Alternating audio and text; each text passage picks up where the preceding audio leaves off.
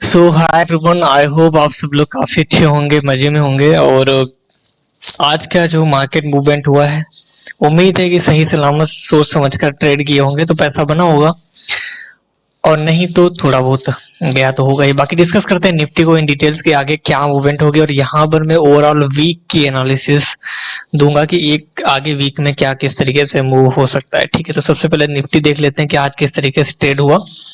तो यहाँ पर सबसे पहले तो हम इस निफ्टी को देख लेते हैं यहाँ पर आज की कैंडल में कि क्या कैसे हुआ है। तो सबसे पहले देखिए, ये हमारा लेवल था जहां से हम बाइंग सेलिंग करेंगे। मार्केट हल्का सा गैप डाउन ओपन हुआ यानी निफ्टी, और उसके बाद इसने क्या किया है, ऊपर की तरफ मूवमेंट देना शुरू किया। ये देखिए यहाँ पर ओपन हुआ पहला, ये कैंडल है पहली आज की, फिर रिट्रेस किया ऊपर तक। ठीक है, और रिट्रेस करने के बाद यहाँ पर एक बहुत ही प्यारा सा शूटिंग स्टार बनाया, जिसको हम बेरिश फिनवार भी बोलते हैं, जिसका लो टूटा। मार्केट इसके बाद गिरा तो इसका यहाँ से सेलिंग हुई। सेलिंग यहाँ पे मतलब या तो आप पुट बाय करिए या फ्यूचर सेल करिए निफ्टी में। ये हमारा स्टॉप लॉस रहा। फिर इसके बाद ये रिट्रेस कर गया, थोड़ा निकलने की कोशिश किया, बट फिर से रिट्रेस किया, और फाइनली यहाँ पर ऐसे लीड किया। ऐसे लीड करने के बाद फिर यहाँ पर ये ऊपर नीचे गेम खेलना शुरू किया। हालांकि एक ब्रेकआउट भी यहाँ पर दिया था, ये ब्रेकआउट यहाँ पर हुआ था, तो एक एंट्री ये भी थी with stop loss of this, जो कि यहाँ पर आने के बाद इस कैंडल से फिर से हिट हुआ। तो दो स्टॉप लॉस निफ्टी में चले गए। क्यों? क्योंकि एक साइडवेज मूवमेंट यहाँ पर चलती रही। लगभग ये भी आपका ये मान के चलिए 20 रुपए का ये स्टॉप लॉस, और 20 रुपए का ही लगभग यहाँ पर ये चला गया 20 रुपए का। अब दो स्टॉप लॉस चले गए, तो तीसरे के लिए कोई जरूरी नहीं है, क्योंकि मोमेंटम अब क्यों होगा, जो रेंज बनी है इसको तोड़ेगा तभी ट्रेड देगा। तो अभी मैं आगे डिस्कस करूंगा उसको। बट बैंक निफ्टी भी देख लेते हैं चल के। तो बैंक निफ्टी हमारे सपोर्ट रेजिस्टेंस कहीं पर कुछ खास आया नहीं है। ये सपोर्ट था, ये रेजिस्टेंस के बीच में आया नहीं, तो कोई ट्रेड नहीं, जैसा कि मैंने पिछली वीडियो में डिस्कस किया था। फिन निफ्टी की अगर मैं बात करूं तो फिन निफ्टी भी हमारे सपोर्ट रेजिस्टेंस कहीं तक नहीं आया, तो इसमें भी कोई ट्रेड नहीं बना। लास्ट में हमारे पास जो स्टॉक्स थे उनकी तरफ चलते हैं। तो सबसे पहला हमारे पास स्टॉक था लोधा, यानी माइक्रोटेक डेवलपर्स। माइक्रोटेक डेवलपर्स में भी हमारा कोई गेम नहीं बना हुआ है ना। लेवल तक ये देखिए एक्टिव हुआ जाके, ये देखिए यहीं तक रह गया, लेवल को ही टच नहीं किया, तो इसमें भी कोई एंट्री नहीं बनी है। इसके बाद आ जाता है हमारे पास रेनबो। रेनबो में देखते हैं कि क्या बना है चल के। देखो सिंपल है, हमारा जो सपोर्ट रेजिस्टेंस जितने रुपए का भी हो, जैसे लोधा में 824 का था, वहां तक प्राइस ही नहीं गया तो ट्रेड ही नहीं है। अगर प्राइस जाता तो ट्रेड होती आगे, स्टॉप लॉस होता है, नहीं होता वो अलग केस था, बट प्राइस नहीं गया तो ट्रेड नहीं।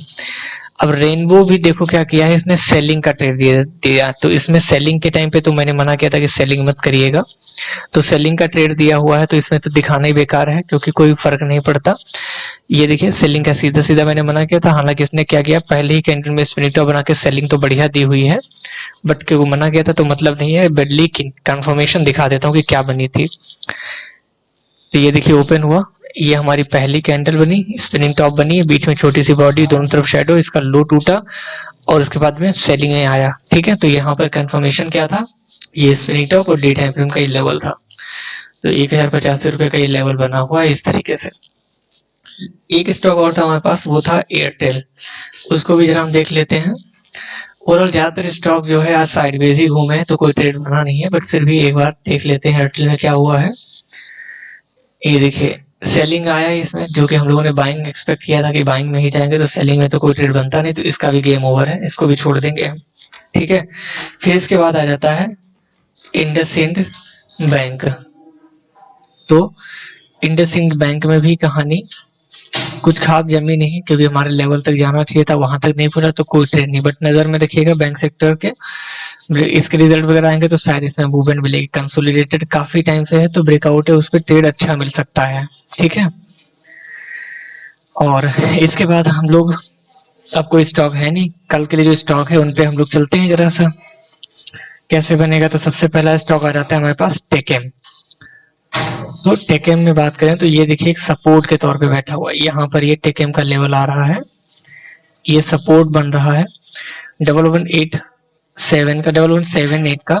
तो इसको होल्ड किया तो बाय, इसको अगर तोड़ देता है तो फिर हम नीचे सेल करेंगे, सेलिंग में जाएंगे। इसको होल्ड करेगा तो हम यहाँ से बाय करेंगे एज पर कंफर्मेशन। लास्ट में इनसाइड बार भी बना हुआ है ये दोनों को मिला करके। तो अगर मान लो ये गैप अप ओपन हो जाता है यहाँ पे कहीं पर 1198 के करीब में और हाई तोड़ देता है यानी 1203 के ऊपर निकलता है 4 के ऊपर, तो हम बाय भी कर सकते हैं अगर गैप अप ओपन हो जाए कल की डेट में तो।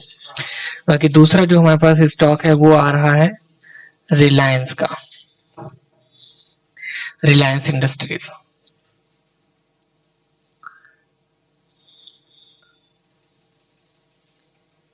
रिलायंस इंडस्ट्रीज में ये हमारा सपोर्ट आ रहा है 2335 का। यहाँ पर भी इनसाइड बार बना हुआ है, तो पहले तो अगर इसको यहाँ से होल्ड करके बाइंग दिया तो हम बाय कर सकते हैं। बट अगर गैप अप या गैप डाउन हुआ तो ये जो बड़ी कैंडल बन रही है ये वाली है, यानी फ्राइडे की कैंडल, यानी ऊपर 2360 के ऊपर निकलने पर हम बाय कर सकते हैं और नीचे में 2328 के नीचे जाने पर हम सेल कर सकते हैं। सब कुछ एज पर कंफर्मेशन करेंगे, यानी इन दोनों के ऊपर मार्केट ब्रेकआउट या ब्रेकडाउन देता है या कोई कैंडल से ट्रेड मिलता है तो हम ट्रेड उठा लेंगे।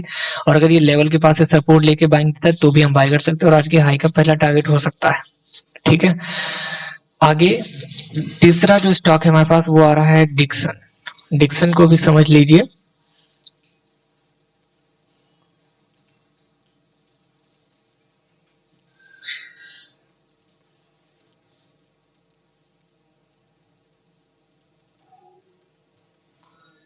एक सेकेंड, ये थोड़ा सा ट्रेडिंग व्यू जो है स्लो है, थोड़ा सा इसको देख लेते हैं। एक सेकेंड,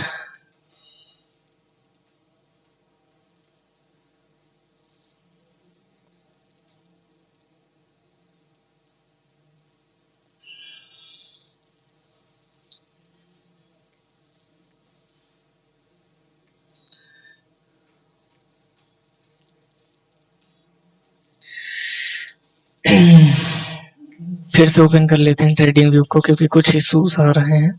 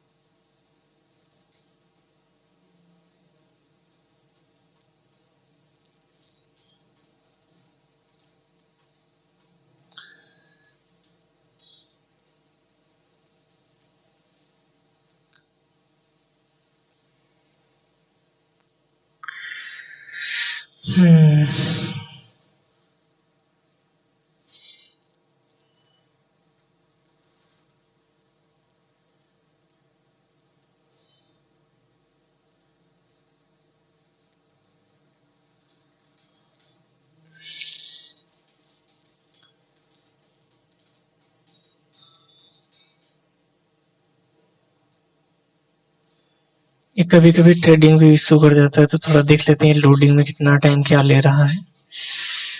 एक बार ओपन हो जाने देते हैं फिर स्टार्ट करते हैं।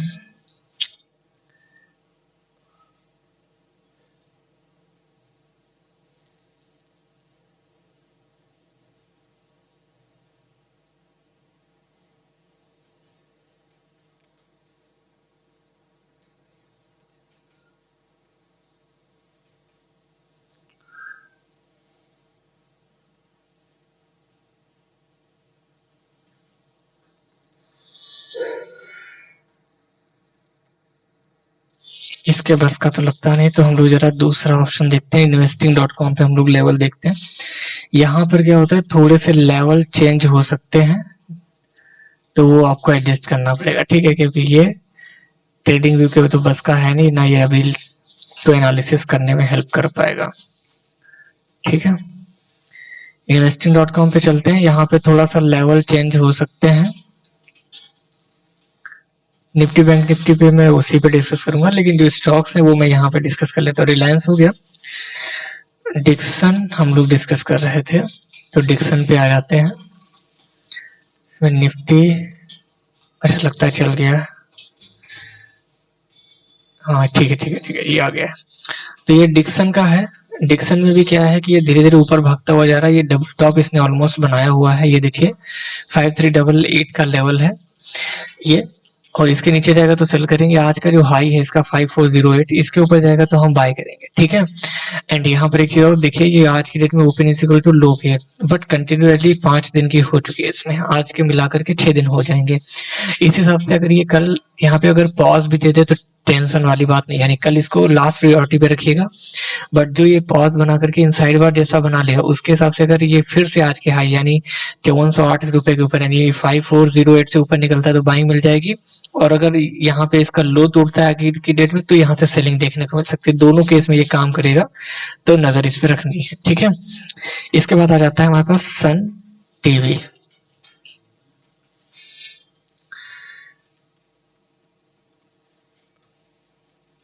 ये देखिए सन टीवी में क्या है, लेवल कहाँ से आ रहा है, ये मंथली से आ रहा है। यहाँ पे देखिए ये इसका एक मैक्सिमम हाई बना था 2019 में, बहुत ही मेजर रेजिस्टेंस इसके लिए कह सकते हैं, और बहुत ही अच्छा अपॉर्चुनिटी हम लोगों के लिए भी हो सकता है, क्योंकि मंथली से कंसोलिडेटेड है। यहाँ से देखिए 2019 से अभी तक 3 साल से। अब इसमें क्या मूवमेंट होगी वो हम लोगों को थोड़ा सा देखना पड़ेगा कि किस तरीके से एक्टिव हो रहा है। बट आज की डेट में अगर हम यहाँ पर देखें तो ये कंटिन्यू धीरे धीरे ऊपर भाग भी रहा है। ये रेजिस्टेंस लेवल 650 का है, और इसमें यहाँ से रिजेक्शन ऊपर की तरफ हुआ है, आप देख रहे हैं। यहाँ तक मार्केट आ गया था, फिर पलट के ऊपर चला गया। तो कल की डेट में हमें मूवमेंट इसमें दिख सकता है। 650 को तोड़ता है तो हम बाय करेंगे, और यहाँ से अगर सेलिंग देता है तो हम सेलिंग करेंगे एज पर कंफर्मेशन। कंफर्मेशन में हमको candle patterns, divergence, breakout, breakdown कुछ भी मिल सकता है। तो ये हो गया उसका एनालिसिस। स्टॉक्स का जो कि 3 स्टॉक मैंने आपको चार्ज दिए हुए हैं कल के लिए। पहला एक टेकेम भी था, टेकेम मैं आपको बताना भूल गया। टेकेम भी हम लोग देख लेते हैं चल करके, क्योंकि टेकेम भी अच्छा है, लेवल वगैरह पे सही आ रहा है। तो यहाँ पर ये सपोर्ट आ रहा है, बॉटम बना, ऊपर गया, नीचे आ रहा है, डबल बॉटम बन गया। यहाँ पर भी इनसाइड बार बना हुआ है। अब देखिए क्या है कि 1178 का सपोर्ट है, अगर इसको होल्ड कर लेता है तो हम बाय, आई थिंक टेकेम मैंने बताया था अभी थोड़ी देर पहले, तो खैर ठीक है, इसको होल्ड करेगा तो उसे अगर बाय दिया तो बाय करेंगे, ठीक है। निफ्टी पे हम लोग चलते हैं अगर, तो निफ्टी में देखिए बहुत ही अच्छा पैटर्न यहाँ से बनाते हुए चल रहा है। यहाँ पे देखिए कंसोलिडेट किया, सडन फ्लक्चुएशन तो आया बट इसको रिकवरी कर लिया। और ये 500 रुपए का सपोर्ट, जिसको सपोर्ट माना था यहाँ पर मार्केट ने, फिर यहाँ पर भी माना था, इसी को यहाँ पर सपोर्ट माना 5 अक्टूबर को, रिवर्स करके फिर यहाँ पे आया और इसको सपोर्ट लिया और यहाँ से रैली किया। ये इनसाइड वार बनाने के बाद गैप डाउन हो गया। बट अगर आप ओवरऑल सीन देखें तो जो हम लोगों ने ये जोन डिसाइड किया था कि यहाँ पर हमको एक कंसोलिडेशन देखने को मिलेगा, तो मार्केट उसी रेंज में अभी भी गेम कर रहा है। तो अपॉर्चुनिटी बन रही है सेम ये वाली कि जैसे ही इस रेंज को तोड़ेगा हमें स्विंग ट्रेड मिलने के चांसेस रहेंगे, तो हम इसके लिए रेडी रहेंगे। और ये चल कैसे रहा है, अगर आप निफ्टी देखें, ऊपर गया, रिट्रेस के ऊपर गया, रिट्रेस के फिर ऊपर निकलने की कोशिश कर रहा है। तो ये हमारे लिए बहुत अच्छी बात है कि अगर ये 850 यानी आप मान के लिए 19,850 के ऊपर निकल जाता है तो हम बाय करेंगे, ठीक है। डे टाइम फ्रेम का इनसाइड बार भी है। और ये जो रेजिस्टेंस है 19,770 का, इसके नीचे अगर सेलिंग देगा तो सेल करेंगे, बट हम सेल करेंगे जब इसका लो टूटेगा। इसके बीच में हम कोई प्लान नहीं करेंगे, क्योंकि यहाँ पे आज कंसोलिडेटेड रहा तो इसके बीच में ये वोलाटाइल हो सकता है, साइडवेज हो सकता है, ठीक है। तो अगर मान लो ये यहीं पर लेवल के पास कहीं ओपन और सेलिंग देगा तो छोड़ दीजिएगा, ठीक है। थोड़ा अग्रेशन दिखे मार्केट में, अगर स्पीड दिखे मार्केट में, प्राइस थोड़ा स्पीड में दिखे तो सेल करिएगा, वरना छोड़ दीजिएगा। और अगर ये ऊपर की तरफ बाइंग देता है तो बाय आप कर सकते हो आज के हाई के ऊपर में। बट ये भी कि ये जो जोन क्रिएट हुआ है 770 से लेकर के 850 के बीच में, ये भी रिस्क ही रहेगा। तो ये जो जोन है इसके बीच में अच्छे ट्रेड हमें नहीं मिलेंगे, ये मान के चलिए। तो अगर कोई चीज सही समझ आती है और अगर रिस्क कैपेसिटी होती है तो हम ट्रेड करेंगे, अदरवाइज हम सीधा सीधा छोड़ देंगे उसको, ठीक है। अब आगे की मैं बात करूं, जो कि मैंने वीकली के हिसाब से बताया था कि देखो अगर ये 850 के ऊपर सस्टेन कर लेता है तो यहाँ से फिर हमें 20,100 के करीब तक हम मार्केट को मूव करते हुए देखेंगे, और शायद 200 के ऊपर भी जाए तो कोई बड़ी बात नहीं होगी इसके लिए, ठीक है। बट ये जो इनसाइड बार बनता है, अगर इसको नीचे की तरफ तोड़ता है तो हम कहेंगे कि फिर ये और भी लंबा इस जोन में कंसोलिडेट करेगा, या फिर इस 500 के नीचे कंसोलिडेट करेगा, तो वो देखने वाली बात होगी आगे क्या होता है, बट अभी के लिए जिस तरीके से ये भाग रहा है तो शायद ये ऊपर ही निकलेगा। तो यहाँ से 850 के ऊपर अगर हमको एंट्री मिलती है तो यहाँ पे हम फ्यूचर बाय करके छोड़ सकते हैं, जिसमें हम 2 से 3 दिन बाद निकाल देंगे। स्विंग ट्रेड के लिए अच्छा बन सकता है। बैंक निफ्टी की तरफ हम लोग आ जाते हैं, तो पुराने ही लेवल है, ओल्ड लेवल्स आप लोगों के पास नोट डाउन होंगे, इन्हीं पर आएगा तो ट्रेड करेंगे, वरना नहीं। कल गैप अप डाउन हो सकता है, एचडीएफसी का रिजल्ट भी ठीक ठाक आया है, तो गैप अप डाउन में हो सकता है ये लेवल टच कर जाए तो ट्रेड मिल सकता है, नजर में रखिएगा। फिन निफ्टी की तरफ आ जाते हैं, तो सेम फिन निफ्टी का सपोर्ट रेजिस्टेंस पे ट्रेड करेगा तो लेंगे, नहीं करेगा तो सिंपली छोड़ देंगे उसको। ठीक है, तो ठीक है, आज के लिए बस इतना ही है। मिलेंगे नेक्स्ट वीडियो में, तब तक के लिए bye bye, take care, enjoy everyone.